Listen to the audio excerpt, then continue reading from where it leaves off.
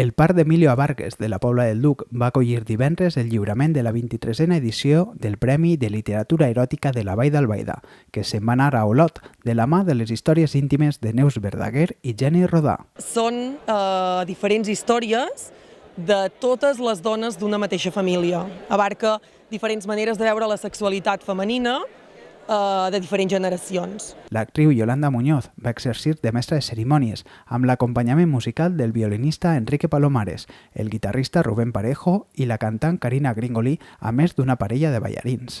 Estar ja vol dir ser alguna cosa, i això és perquè un poc més hi perdem l'anualitat d'aquest premi. De Diputació ens han donat una subvenció molt ben agraïda, però que intentarem treballar perquè, com he dit, que siga més nodrida i que vagi per augmentar el que és la dotació del premi. A la gala van assistir al voltant de 200 persones representatives del teixit social, empresarial i polític de la Vall d'Albaida i de les comarques del voltant.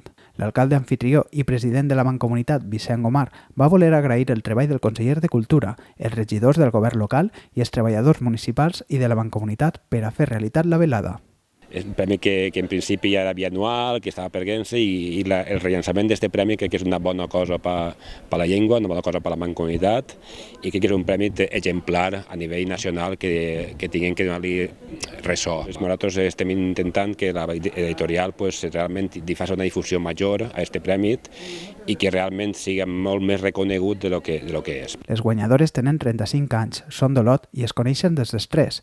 Es van presentar al premi perquè un professor seu de la Vall d'Albaida els va animar a fer-ho, tot i que no havien tocat mai el gènere. Es tracta d'una obra molt completa, amb una prosa atractiva i perspectiva marcadament femenina, segons el jurat. I quan ens va dir que es feia aquest concurs i que volia que ens presentéssim, que ho intentéssim, nosaltres li vam dir que estava boig, que nosaltres no escrivíem literatura eròtica ni sabíem com posar-nos-hi, però sí que nosaltres havíem escrit moltes altres coses d'altres gèneres, tant juntes com per separat.